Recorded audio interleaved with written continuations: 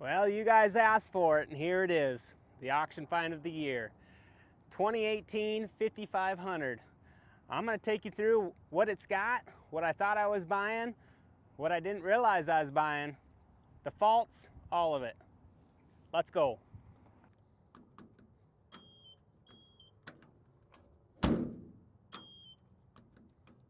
That's nice. What are these green things? Man's engine. Pay no attention to the wires that are just cutting loose inside the engine bay. Those don't matter, we don't need them. If the engine runs, it's not broken. What is a contractor supposed to put in here? You'd be amazed how much this little eye makes a difference when backing up. They didn't have that on my old truck. What are all these buttons for?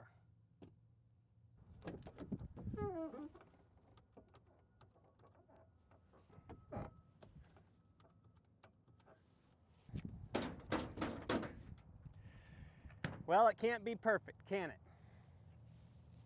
Let's start at the beginning.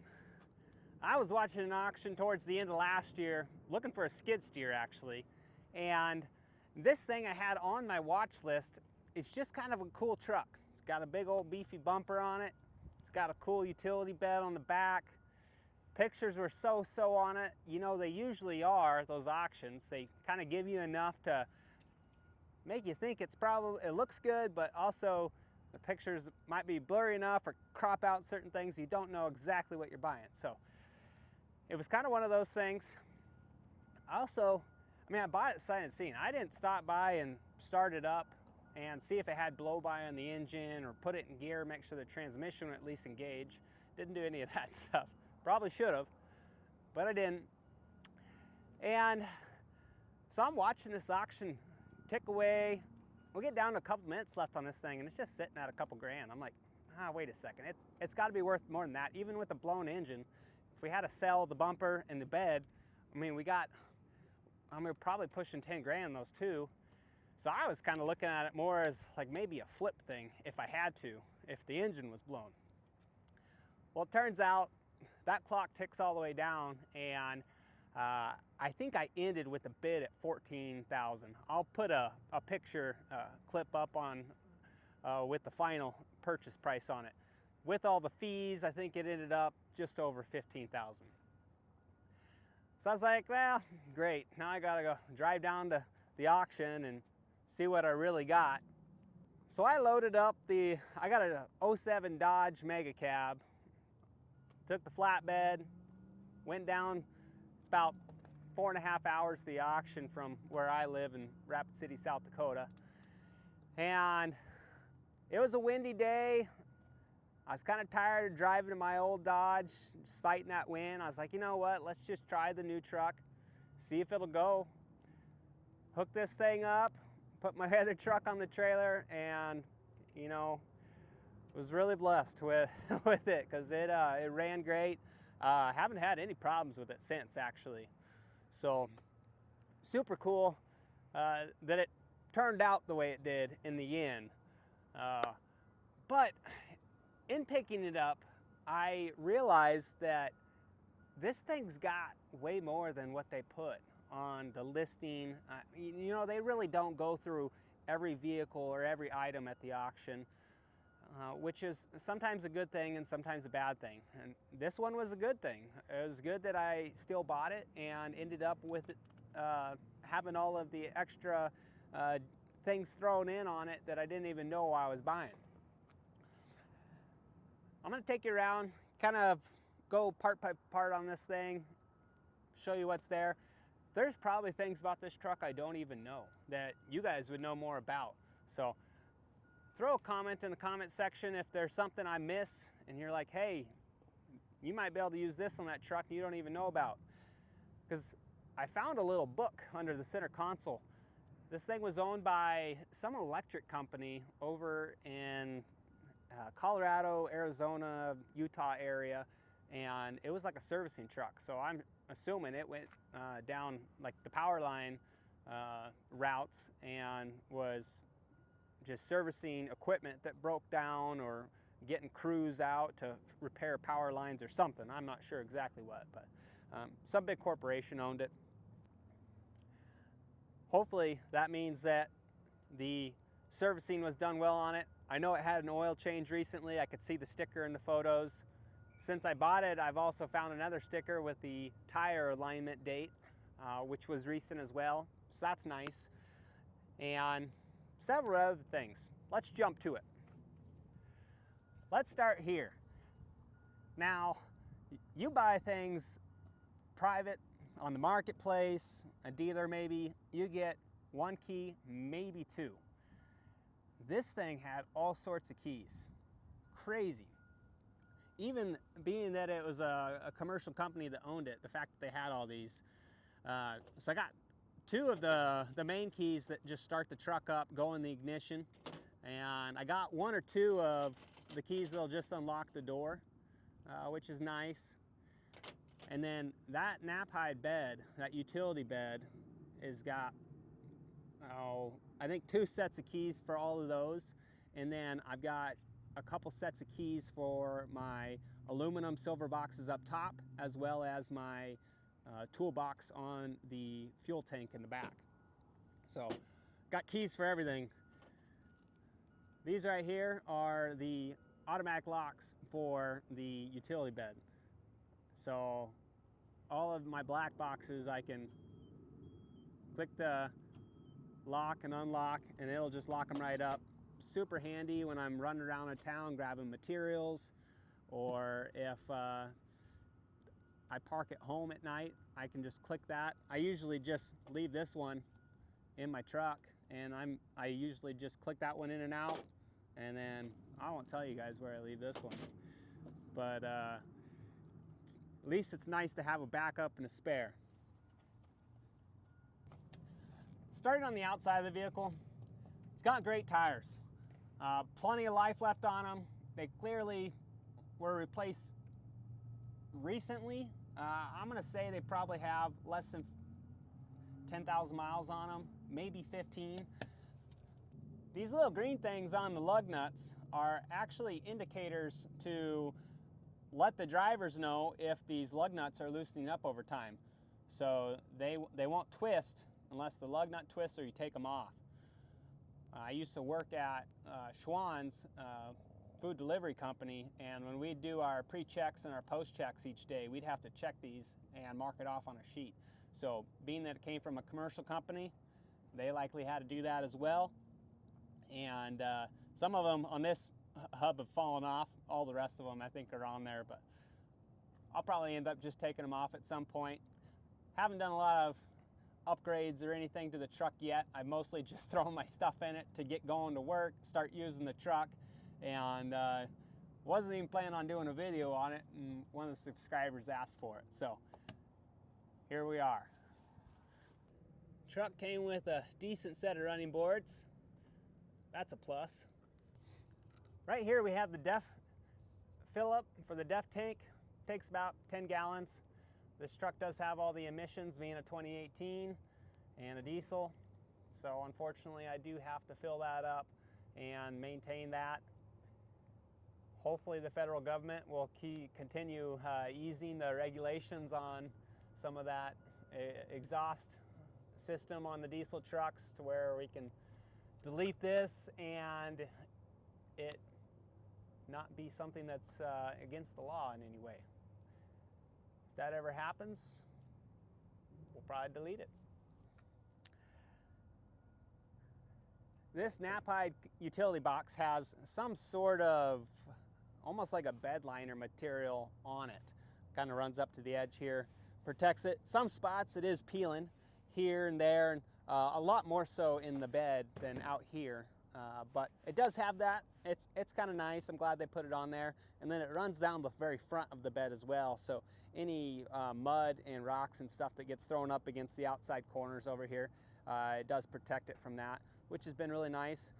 And the job I've been working on up in Spearfish, I've been having to come back and wash my truck off quite a bit because it's the last 7 miles of that road is gravel, up a mountain, and you've seen it's been snowing and such, so this thing's gotten muddy several times. I've had to wash it off. So let's go ahead and just start with the boxes walking through. We'll just continue right around the truck.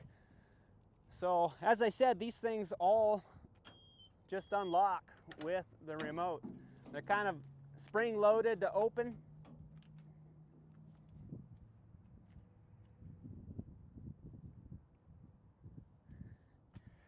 Now in here, I've already loaded this thing up. I've been using it for about a month now. And so I got these 4 trays up here, just miscellaneous stuff. Driving up the mountain and stuff, it gets thrown around, gets mixed up. I tried organizing it first, but it didn't really stay that way for too long, which is unfortunate. It would be nice to have it a little bit more organized, but it's not a priority at the moment in my life. Maybe down the road, that's something we'll look into a little bit more. Got kind of my basic hand tools in this one. Anything I might need to run out and grab, or if I'm fixing something on the truck, I can grab something out of there. Sockets. And down at the bottom, I got my heavier hand tools, bigger tools, some of that kind of stuff, crowbars, hammers, cutters, just all sorts of stuff like that. Up top, I got extra gloves, bits, nails, some rags, all this fun stuff you need for just needing to fix something. You're maybe out on the road, or you're at a client's house doing a job or something, you don't want to run back. It's nice to have some miscellaneous tools here. Up top, this is kind of just a standalone box. I'm guessing that they just put one on this side to match the other side. The other side is the one that's got the inverter in it for the power. So same size and color and everything of the box. This one, I got my coveralls, heavy duty gloves for when it's a really cold day, I'll throw those on. Bungee's extra jacket. I got my silverware for eating lunches out in the middle of nowhere, and you don't always remember that when you're putting your lunch together in the morning. Trash bags, booties, just random stuff, really. Now you guys are gonna laugh at me. It took me a long time to figure out how to open this thing right here. I'm sitting there, I'm messing around with the remote, I'm clicking all the buttons, and I'm shaking it, just lifting up on it, prying it. Finally, I jumped onto YouTube, watched these videos on the Knaphide beds, and found out there's a little handle. You just got to sneak your hand in here, pull that handle, and it comes up. I only felt like an idiot for a minute. All right, here we got our sprays, our wrenches, jumper cables, rubber gloves, some tubbo towels, screws, fuses, spray paint, trailer locks, batteries, just kind of a throw-all drawer of whatever was left that didn't have a good place elsewhere. And some of this stuff I really don't use a lot too, so I was okay with it having that extra step of having to open one door, grab a lever for another to get to it all, 'cause it's a little bit more rare I get in here. This back door I use quite a bit. It's just got my straps in it. I've got my big straps down below, medium straps up top in the back, small straps in the front. These 2 green straps down the bottom are my most commonly used. I use them up in my bed, just strapping stuff down so I don't fly out. I've also got my other hitches with my different ball sizes in there for pulling different trailers. Back side of the bed here, it's just kind of a simple, small tailgate. Hook your gooseneck trailer up, slide materials in, whatever you want to do there. Does got a couple dents here and there, really not too bad. Some surface rust down here and on these steps, but that's about it for that. These lights, these LED lights, there's one here, one on the other side, and then 2 up top. They are super handy.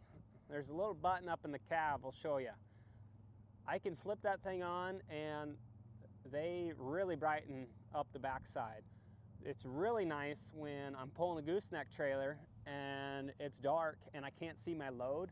I can flip those on and actually see my load. So that's probably my favorite thing about these. I have used them one time with doing some work in the dark behind my truck. I don't remember what I was doing, but it was pretty handy. And then I do have an outlet on both sides of the box for plugging in tools, plugging in whatever you need to. Once again, it all runs off the inverter. This next box, it's kind of everything else I didn't want to put somewhere else went in here. It's got extra fluids, my jack, some tire blocks for trailers, random stuff that I might need for a rental property if I gotta go do a quick repair or fix something. I just kind of threw it all in here. Some glue. Whatever needs to not go in the other boxes will go in here. This front door has all my chains and binders at the bottom. It's kind of nice because it's a really big and tall box. The one bad thing about it is there's not a whole lot I do that is like big and would take up that much space. So there's kind of just a lot of unused space up here. I'm not sure exactly what I'm going to do, but I might put some type of shelf in here to actually give me a little bit more storage that's usable. I've also thought about mounting a small air compressor in this box somewhere at the top. I'm not sure exactly what that's going to look like. They had something mounted on this door because there's a bunch of screw holes there. But I use it, kind of store my tools, my extra stuff that I don't want in the cab. That's kind of been my throw-all area the last couple weeks, working on that job in Spearfish. And my cab, after a while, starts looking like a snow globe because everything just kind of gets thrown in there, and I'm driving around and I'm pulling things out to try and find what I'm looking for. And it's really hard right now because my tool trailer, or our tool trailer, is at the job site with the business I own with the business partner, and so I'm kind of in limbo while starting up this new business, and eventually I'm just going to get another tool trailer probably and outfit that so I can kind of clean this up and have a dedicated spot for all my tools. You can see some stuff hanging down here. This is actually a LED strip. Every one of these boxes has an LED strip in it, so I can flip that on. All the boxes inside will light up. So if I'm looking for something in the dark, it's real easy. This box, everything's kind of hanging down. I got to get that fixed. I haven't made time to do it, and so wouldn't be hard, but it's clearly been a problem for a while with this light strip for some reason. This box also, one of the, I guess you could say, like damages on this truck is down this line right here at the end. It's got a little kink in it, so it kind of dog legs back a little bit. I think what happened is this thing came up at one point and it went flying back, and I don't know if it hit the truck or hit the door or what happened, but I need to get something on here to cap this so that won't happen anymore. Oh, we better leave this open so we can get to the back one. Now this one is probably the most frustrating out of all the boxes because it does have some broken parts inside. All my locking mechanisms, the rivets broke, and so these things just shake around. Well, it allows this box to just kind of tilt up when it's not supposed to. Got my tire iron, extra screws, a couple socket sets, some nails, torch, just some random stuff that I might need, don't need all the time, and when I do need it, I need it. The last box on the bed is the inverter box. I just kind of threw some extra stuff in here that I don't want anywhere else. It's a 2400 watt. I'm not sure how to say the brand, but it does work really good. When I push that button in the cab, it's got an on-off here, and then even if it is on, it'll only fully turn on if I have the button engaged in the cab as well. There is an outlet on both back corners of the box, and then there is an outlet under the rear seat of the cab. So you kind of have those to work with. It is really nice to have it. The few times I've used it so far, it's been pretty handy. So all the inverter, the 4 LED lights on the outside of the box, the utility box, and then all of the LED lights on the inside of the utility boxes, those all run off of my buttons on the center console. There's also a special button on there too, we'll get to here in a couple minutes. So these two square tubing pieces right here actually are the holders for that little deal that's on its side right here. Ugh. I'm not going to take it out, but it goes in those two right there, and it's kind of just a little platform thing, so you can run boards or pipe or whatever you want across the top, and it meets with those two sticking up above that silver box. I've only used it once. It was a little bit bent, and so it was hard to get in there. I definitely need to bend it back before trying to use it again, because it was really frustrating trying to get it out. And I was banging on it pretty good with a hammer. Both sides have this rail system with these little clip deals. I had to go to the hardware store and buy these so that I had to have something to strap to inside here. But I really like those, so I can just move them around. If I've got something that's small, I can just put it here on the back. I can still reach it off the back, throw my strap, not have to worry about it. I do got a couple more, so if I need several straps in here, I can use all them tiny straps and strap away. In this little latch is my gooseneck ball and my tie downs for that. I've also got a port here for my trailer brakes and lights. So far I've only had to use this once or twice, but it kind of goes in seasons of life where I'm pulling a trailer all the time, and then sometimes I'm not pulling a trailer, but by golly, I don't know what I would do if I didn't have a truck with a gooseneck ball on it. Here's another deal that kind of sweetened it for me trying to buy this truck, is I knew I could probably resell this whole thing for at least $1,000, maybe $1,200. This fuel tank and box setup, I want to say runs somewhere around like 900 down at like Runnings, and then the fuel pump and the whole setup for that, the hose, the filter, all of that, it probably runs another $400 or $500 depending on how many gallons per minute of a system you buy. So a lot of value here. I just have a couple things in here: water bottles, snow shovel, extra straps. Not a whole lot. The tank, I was worried that it was going to have red fuel in it for servicing machines and whatever else that the company would run, but it didn't. It had just regular diesel in it. So I've been actually filling it up when I've been stopping at gas stations that have had cheap fuel, and then when I run low and I'm in an area that's not cheap, I'll actually just fill my truck up out of this auxiliary tank and save a little bit of money here and there with that.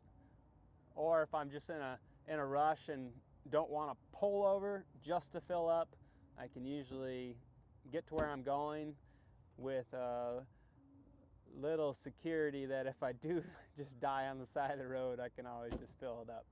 Probably not the best way to run a diesel, but you know, time is money sometimes. Now, unfortunately, I was part culprit in these 3 holes here. There was another bracket here that kind of connected with this one back here. Oh, see, that one's kind of broken too.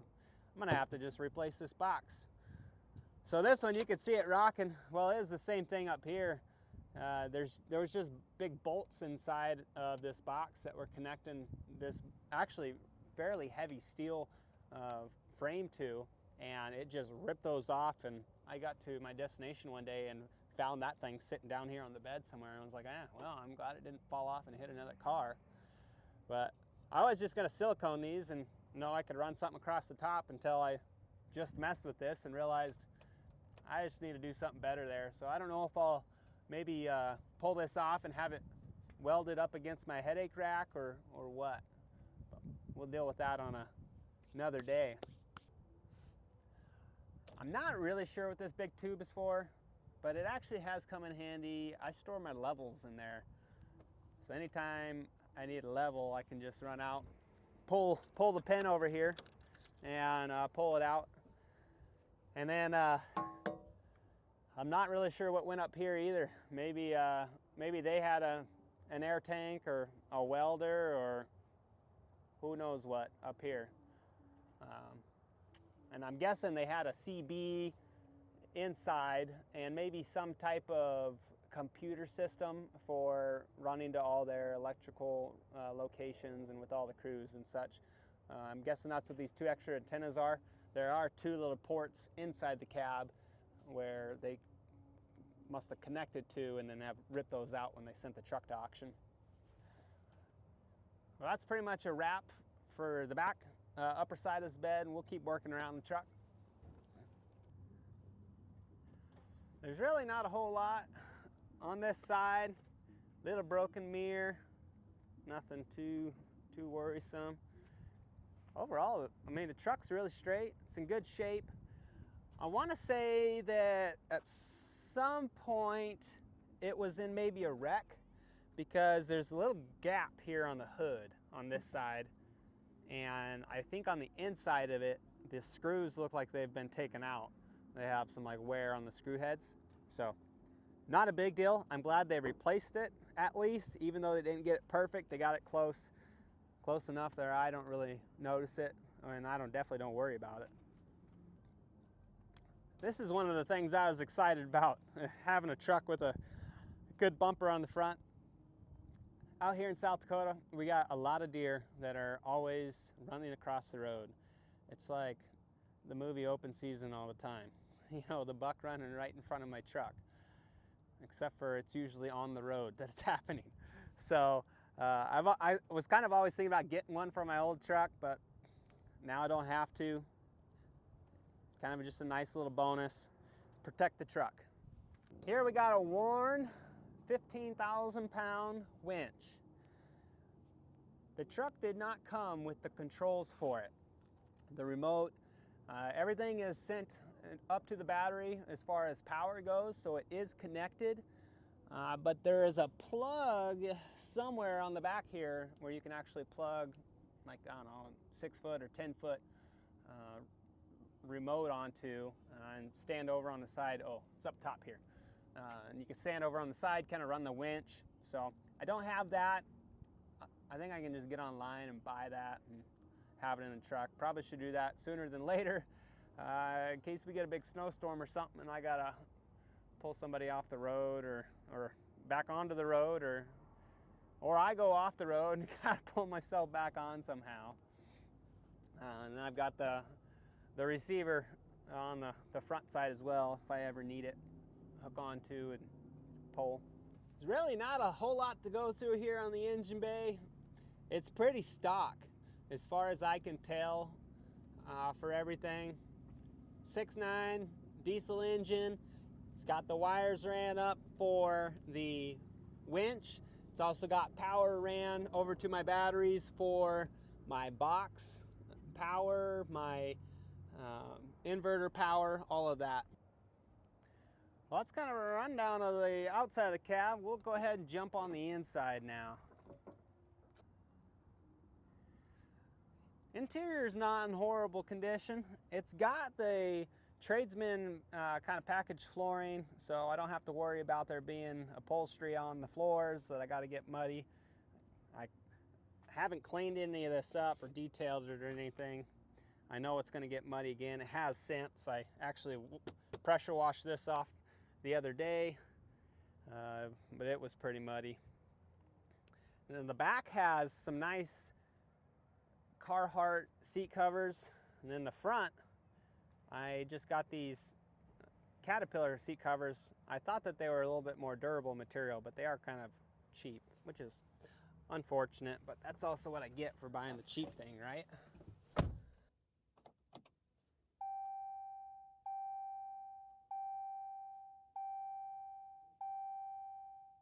$205,000 miles.